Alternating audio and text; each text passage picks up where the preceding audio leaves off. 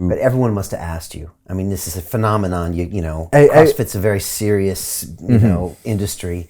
It has a massive cult following, and we'll talk about that. And now you're in there, winning by massive margins, undefeated 5 years in a row, to a competition that's random every year. Everyone must have been asking you, or asking, how does he do it? How does he do it? Yeah, and a lot of people want the magic wand. They're like, what's your secret? What's your secret? And I'm like, there is no secret. It's everything I do is very public and out in the open for the most part. During competition, you'd like to keep some things quiet. Yeah, I mean, my main thing was just my training. What I would do on a day-to-day basis, I kept those cards very close to my chest because I knew I trained very, very differently than most people. And I found it to be a huge benefit. How did you train differently? For a large majority of the season, I would train single modality. So, like the typical CrossFit Metcon, like the CrossFit WOD. So workouts of the day, they usually take between how long? Oh, I mean, 10 minutes to an hour, or? Oh, I mean, you have some workouts that are 30 seconds. You have some that are 3 hours. Okay. It's anything and everything in between. But, just mixing up movements. Right. Like you have your couplets, triplets, where it's like 2 movements back and forth, or 3 movements, or a chipper where you're just going through this one long thing one time through, whatever it was. But I would take the essence of CrossFit. Right? Are these WODs? It's the typical, like the workouts that when you think CrossFit, and that's what you do when you compete most of the time, are these couplets, triplets, chippers, whatever it was. I knew I trained very differently, and I was always willing to take steps backwards, whether it was, the intensity I was training at, just becoming a beginner again and working on the basics. And I think, and obviously I didn't train with every single competitor, but like from the few people I did, I saw that in January or February, I'm getting my ass kicked in the gym. And because my fitness, I always tried to, go in these waves of like, you're building your base and then you peak, taper, and then boom, right back down. You take a month off and then build your base, peak, taper, over and over and over.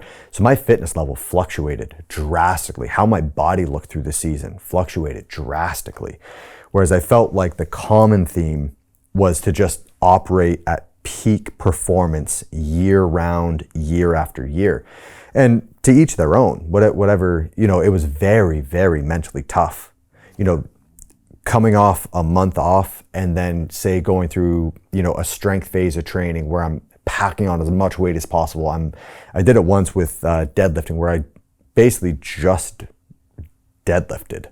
My deadlift was my worst event the year prior. And so going into that next season, I was like, that was my worst finish. I need to improve on that finish. That's my number one priority. And so I got in contact with a guy who had, a couple world championships under his belt, and used him as a resource. And he was, an incredible, incredible teacher. And so, my body weight shot up, my body composition changed. I wasn't putting in the same time and effort into the other aspects of the sport. But I put 40 pounds on my deadlift in 3 months. And I already had my deadlift was about 500 at the time. So shooting it up to 540, it's a, good amount of gain. And, but then my first time sitting back on the rower and trying to hit my old paces, I'm like, oh fuck, I lost it. I pushed it too far this year. And the perfect example is like, there's this one rowing workout where it's a 500 meter on the rower, 1 minute rest, 10 rounds. As basic and as common as it comes. And you have these workouts that what your personal records are. There's not many variables that go into it. And so you can kind of see where you chalk up to the last time you did it.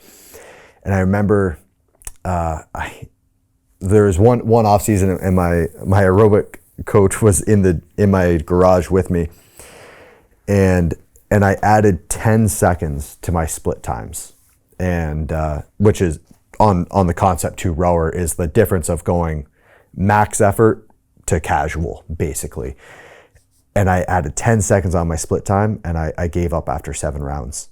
I couldn't even get through the 10 rounds. And I'm just like I'm tasting blood in my lungs. It's like I am rolling on the floor. And I remember walking inside and Sam was like, hey, how was your workout? And I went, I fucked up. I went too far. Like I pushed it too far. But then sure enough, you keep at it, you start seeing the progress. And not only was I able to, go back to the basics and rebuild, but I'm getting remotivated as well. Because every year I'm seeing these personal records throughout the season of, that rowing workout. I think I was trying to hold like a 145 split pace and I couldn't. And then the next time I attempt the workout, I'm hitting a 143 and then a 141 and then a 139 and then a 137. So I'm getting motivated. I can see the progress as I'm going through. I'm not just sitting stagnant at my absolute rev limiter the entire time.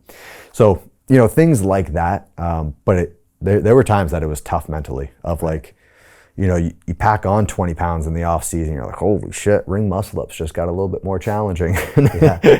And so that single modality training you were doing, and it was probably unlike any other person, because even CrossFit itself is not about that. It's about, we go hard every day. We're always in shape. Constantly varied. Okay. And who knows? There may have been a whole slew of other athletes that were training the way I had been training. It just didn't have the same results. But from the people that I had trained with, it was drastically different. And I had some buddies that I competed against that, during the open, the first stage of the qualifier, my buddy Pat Vellner, he's a perennial games athlete, one of the top ranked in the world, been on the podium, a handful of times. I remember we did an open workout together, and he smoked me, and we're still buddies after. It's just like, dude, great job. That was a great workout. You executed perfectly, and I was just sucking wind the whole time because it's so early in the season. I'm not putting the emphasis on that quite yet. And I remember he made a comment to me. He's like, it's infuriating because I know in 2 weeks you're gonna be back in shape and be kicking ass again. I was like, yeah, like hopefully, that's fingers crossed that's what happens, but who knows? But it's just because I always took a very aggressive off season because it was just after a week, your body's back, your body's all healed up from the games. But for me, it was the mental side of things. I wanted to like recharge the batteries and I always wanted to push it to a level that I wanted to go back to training. Right. I intentionally, eating trashy food for me is fun for a day, maybe two. But after that third day, you're like, oh my God, I want a vegetable. I don't want this junk food anymore. Staying up late and getting up early, yeah, you can do it for a day or two, but after a while you start feeling the long-term effects of it. And so it's stuff like that. Like I intentionally wouldn't work out for longer than I wanted to. I intentionally would eat like trash for longer than I wanted to. I would intentionally stay up late for longer than I wanted to, so that when it came time to get back on that schedule, I was excited for it. I wanted that routine back in my life. I wanted that diet. And so all those things I always wanted to make sure that I was enjoying and grateful for what I was doing. And sometimes I had to go to the other extreme to be grateful for that routine. Hey, do you want to profit from crypto? Then join my DeFi Academy. The Crypto DeFi Academy will help you create generational wealth. But don't take my word for it. Listen to my students. When I first got into crypto, I remember thinking to myself, I need to learn more. Brian Rose, learning crypto, learning DeFi, gotta do it. I am so grateful that I jumped in and did this. I had to break through some limiting beliefs that I can do this, that I can afford this, that I can be in this. It challenges the things that are deeply rooted within us. Joining DeFi Academy has been one of the best decisions I have made on my blockchain journey. This course was a life changer, a game changer, a huge eye-opener, coming from knowing practically nothing at the speed of the learning over 4 weeks was just fantastic. The information you provided in this class was invaluable. I feel far more confident in my next steps. You took complex concepts and made them easier to understand. What's different than so many other ones is it just doesn't tell you what to do. It actually makes you do it. This is for people who are serious about becoming traders. This is the way it should be done. I realized from this learning experience again that it is not about what you learn, but about who you learn it from. The energy was insane. I've never experienced such incredible energy on a live call. Brian Rose, you are a legend, my friend. It's the only thing in the market where you can get all information and learn everything what you need to know. Everything is so clear and so well done, and I'm just forever grateful for this program. It made me feel so much more confident about crypto than I did before. I did not anticipate how passionate I was going to become about it. It's CrossFit been like a big learning experience for me, not just in the crypto space, but just in overall balance of life. What I've learned is, how to take ownership, of my life in a way that I really hadn't before. Yeah, you can't put a price on that, really. I would recommend it to anybody, top notch. Excellence does not come cheap. So if you want excellence, you gotta pay for it, but it's so worth it. Pull the trigger. That's what this course is about. You're not going to regret it, really.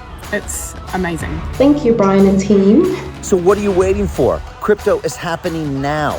Click the link below, submit your application, and let me mentor you on how to create generational wealth and build the decentralized financial infrastructure of the future.